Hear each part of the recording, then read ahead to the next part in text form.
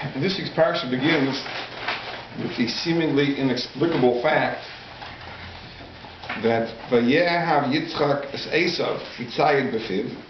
Yitzchak loved Esav because the hunted food was in his mouth. Rivka Oheves es Yaakov, and Rivka loved Yaakov. So the simple meaning of the psukim, this is how Umpulus is Metargem, this is Rashi's first pshat, that the love that Yitzchak had for Esav is simply because Esav provided this food for him. The Ramban explains that Yitzchak had no desire for any other food. This is all he ever ate. And accordingly, there was a love that Yitzchak had for Esav. So several questions come to mind. So number one, why should that be? That Yitzchak's desire was only for hunted food. There's a Ramban later on which says that this is the derech hasarim, this is the way dignitaries, wealthy people used to eat hunted food. But the truth is that from the story it seems that there was a very easy substitute. Because we know when Rivka conspired with Yaakov to steal the brachas, Rivka told Yaakov to take 2 goats, and Rashi says that the taste of goat is the same as the taste of deer. I can't corroborate that firsthand, but that's what Rashi says. And deer have to be hunted, but goats, they raised. That's where Yaakov brought his food from. So it's hard to imagine if the desire of Yitzchak was for this type of food simply because he liked it, was why go to the effort and even the danger of hunting for it? You can take goats and it's just as good. There's really another issue over here, which is very interesting. When Rivka told Yaakov to take 2 goats, so it says, Shnei Gediyim Tovim, 2 good goats, so Rashi brings the Medrash that that day was Pesach. And the reason there was need for 2 goats is one was for the Karban Pesach, and one was for the Karban Chagiga that was brought with the Pesach. So that's why it's 2 goats. So you have to understand. So why did Yitzchak send Esav to bring hunted food? That's not kosher for a Karban. A chaya, a wild animal, deer, it's not kosher for a Karban. Only a domesticated animal for Karban Pesach has to be either a sheep or a goat. So if Rivka specifically chose goats, because those were kosher for the karbanos that had to be brought that day, Taket Takashi, even if every other day of the year Yitzchak preferred deer, but on that day he should have told Esav also to bring goats, because there's a need to bring the karbanos. Very, very perplexing. Now, there's a more serious question. This pasuk, which says that Yitzchak loved Esav and Rivka loved Yaakov, really is out of place. It really has nothing to do with what precedes and what follows. The psukim before talk about how Esav and Yaakov grew up. The psukim afterward tell the story of Yaakov's purchase of the birthright. Why in the middle is this verse interjected? So it seems pasha that this is really to lay the foundation for the later story. In other words, we know that later Yitzchak wanted to bless Esav, and Rivka conspired with Yaakov to steal the blessings. So why was that? So the Torah in advance explains that Yitzchak loved Esav and Rivka loved Yaakov. So this whole pasuk is really an explanation of the later story. So it's hard to imagine, even if we would say that Yitzchak would love Esav because Esav provided hunted food, but is that enough of a reason to justify giving the brachas to Esav? Because I love a person if he feeds me, but on the basis of that love, I'm not going to give him the family business. Now, remember, there is a machlokas from Mefarshim exactly what the brachas were. The brachas that Yitzchak wanted to confer on Esav, which Yaakov stole, is really a question of debate. The sheet of the Ramban is that the brachas in question were the birchais Avram. These were the blessings which were the vehicle of succession. Because when Yitzchak succeeded Avraham, Avraham conferred the blessings on Yitzchak, and Yitzchak now has to confer the blessings on one of his two children. These blessings make him the heir to Eretz Yisrael. They make him the Baal Bris, the participant in the covenant with Ribono Shel Olam. So it's a really very serious thing. So the Ramban understands that was the issue over here, that Yitzchak was selecting one of his two children to be his heir and successor, to carry on the enterprise of the Jewish people. And of the two, Yitzchak chose Esav over Yaakov. That's the sheet of the Ramban. The Malbim and the Netziv point out that if you look carefully at the brachas, which Yitzchak intended to give Esav, which ultimately were stolen by Yaakov, there's no mention of anything spiritual in those blessings. There's no mention of the Birchas Avram, there's no mention of the covenant with God, no mention of special relationship with God, and therefore they have a different approach. They understand that the Birchas Avram, the bracha of succession, the bracha that would determine who the Baal Bris, who the participant in the covenant with Hashem is, that certainly was destined for Yaakov. Even Yitzchak knew that Yaakov was more virtuous, and the Birchas Avram was to be given to Yaakov. The question over here is, who should receive the material blessings of Olam Hazeh, this world? And the idea that Yitzchak had was that the material blessings should be conferred upon Esav, and Esav would be the partner of Yaakov. Because Yaakov would be the spiritual heir, and Esav would be the material provider. That's how the Netziv and the Malbim understand. But either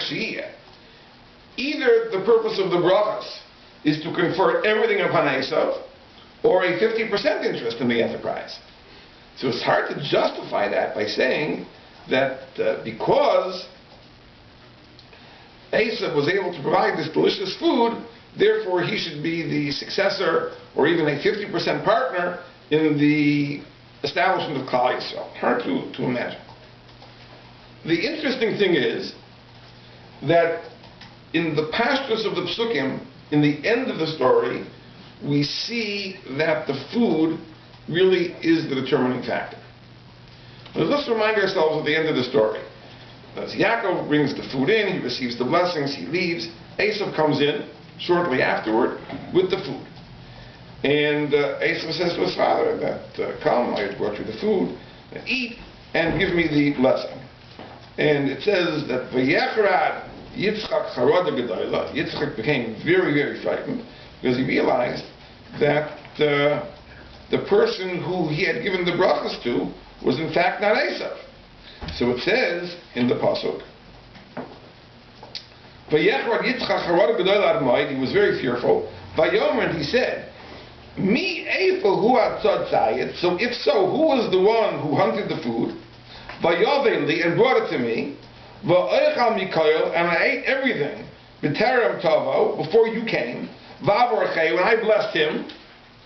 Gam borach iyeh, he should be blessed. In other words, Yitzchak says that that person who brought the food and gave me to eat, that person should be blessed. And Rashi explains that why did Yitzchak say Gam Baruch Yeh? That it shouldn't be said that the brachas were taken with trickery and therefore are ineffective.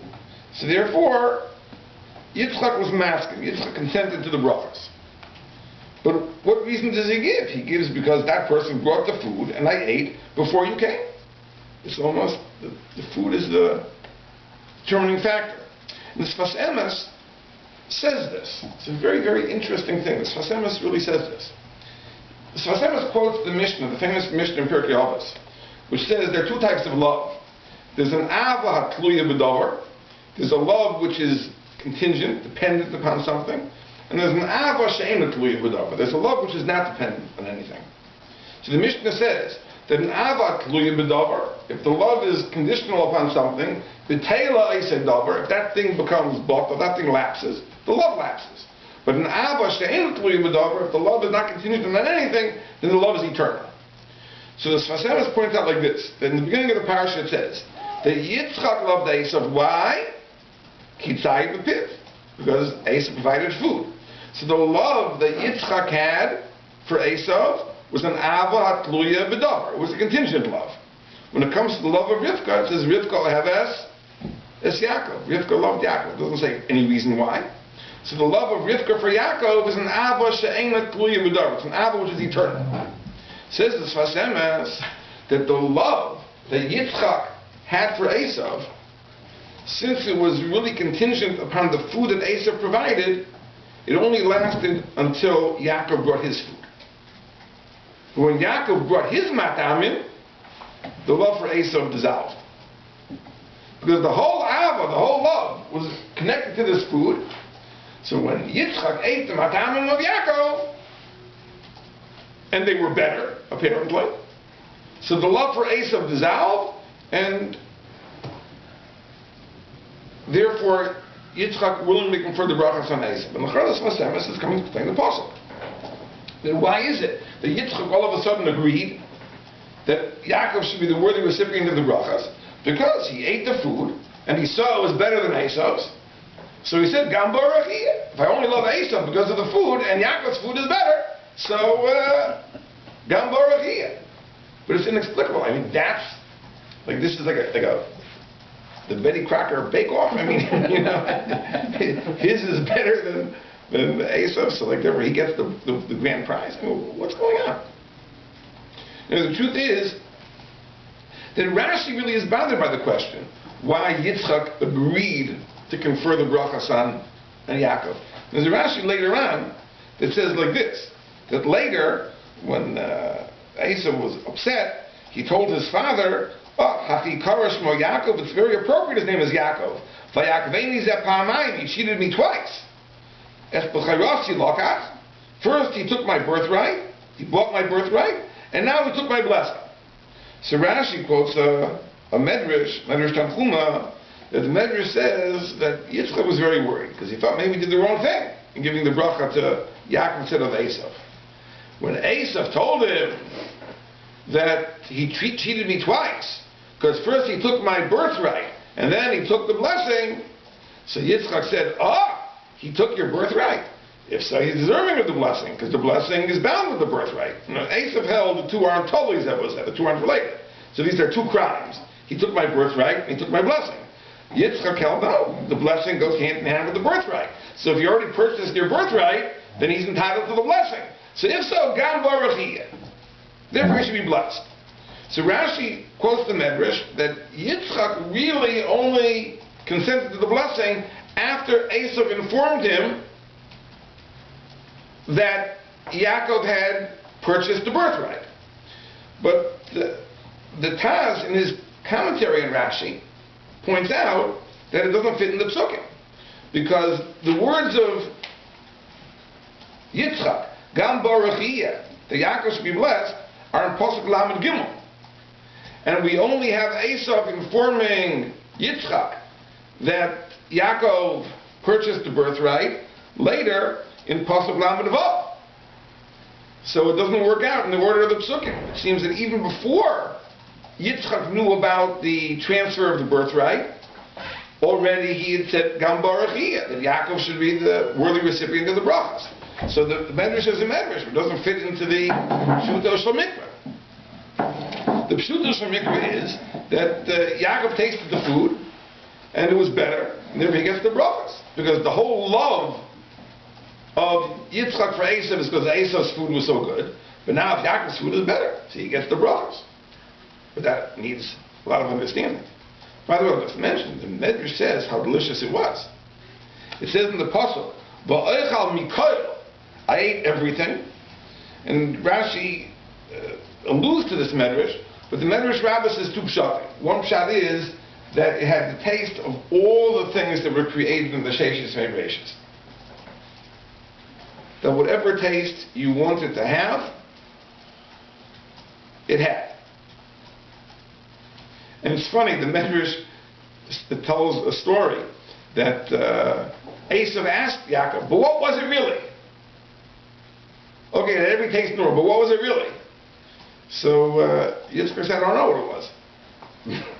It tasted like bread, tasted like fish, tasted like meat, tasted like chagavim, tasted like everything. But what it really was, I don't know.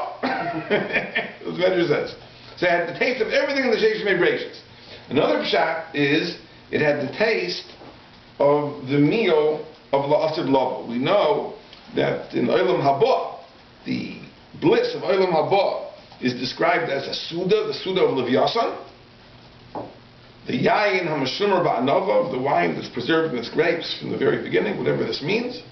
That was the taste. That the food that Yaakov provided had the taste of that Suda of Olam Haba. So it was great. It was much better than Esav's. But still, it's hard to understand exactly why this is the crucial issue in terms of who is deserving of the blessings and who's not deserving of the blessings. Okay, let's analyze a little bit the idea. We see from the story that it was very, very important that Esav provide food to Yitzchak in order to receive the blessing. Because when Yitzchak wanted to confer the blessing upon Esav, he tells him, go out and hunt and bring me food like I like, and this way my soul shall be able to bless you. So why is this so important? Why was there a need for this food before Yitzchak could confer the blessing upon Esav? So the Ramban brings a pasuk in Malachim. There's a story, I'll tell you the whole story, just give you some background, that there was a king of Yisrael, Malchus Yisrael. He was a big Rasha. He was Yehoram ben Achav. He was the son of Achav. And he made an alliance with Yehoshaphat, who was the king of Yehuda, to wage war against Moab. They also had the king of Edom join them, the three kings, the king of Yisrael, the king of Yehuda, the king of Edom, to wage war against Moab. And they went out to war, and somehow they traveled on a certain path, and there was no water, and they found themselves in very dire straits.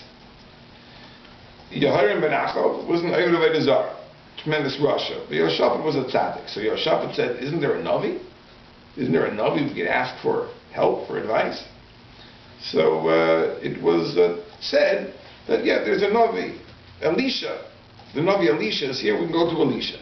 So they decided to go to Elisha. When Elisha sees the entourage that has come, okay, Yehoshaphat is a big tzaddik, and apparently the king of Edom is a Gentile. But when he sees the king of Yisrael, Yehoram ben Achav, he gets all upset, very upset. He says, why don't you go to the Nevi'ei Habal, go to your false prophets, don't come to me. He gets all upset. And then he says, okay, bring me a musician and play. And when the musician came and played, then he received the Shekhinah, the divine presence.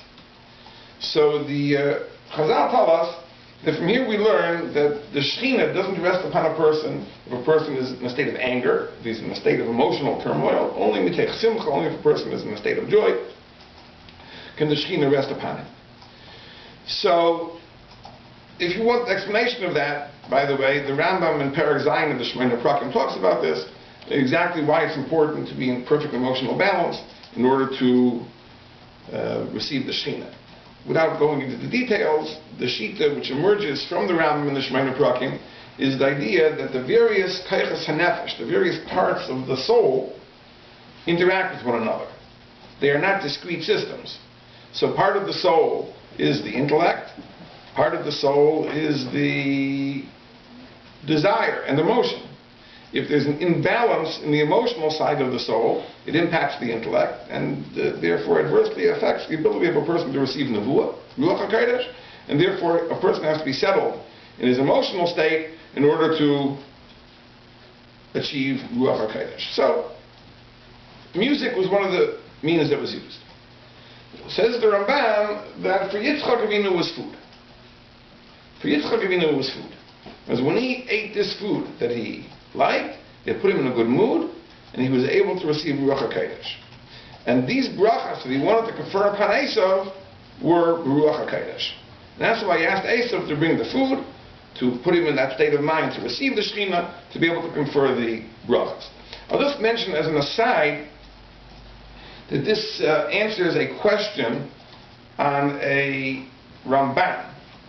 That it says that when Rivka told Yaakov to steal the blessings, so it says that Rivka told Yaakov the following.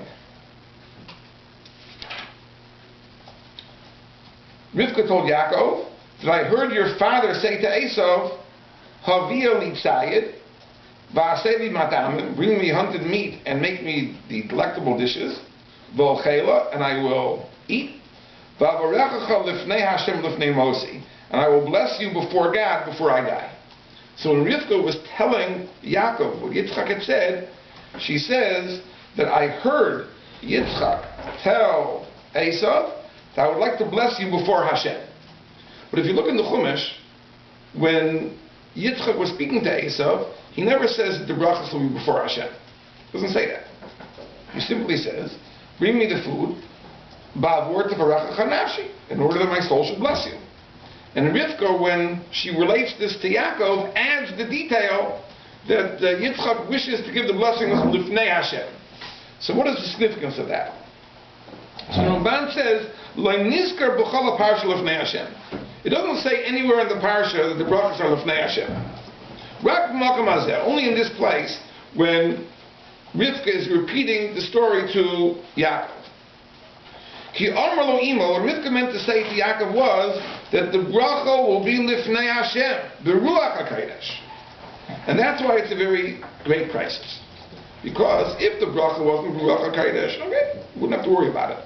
But if the bracha is Ruach HaKodesh, then you should know that in Yisbarach ba'esav achicha, if Esav receives the blessing, tiskayim bo b'zaro lo'ilo, it'll be an eternal blessing, ve'en lo cha'amid lefanov, and you'll never survive. You'll never be able to stand and survive in his presence. And that's why it's a crisis, and that's why you have to steal the blessing.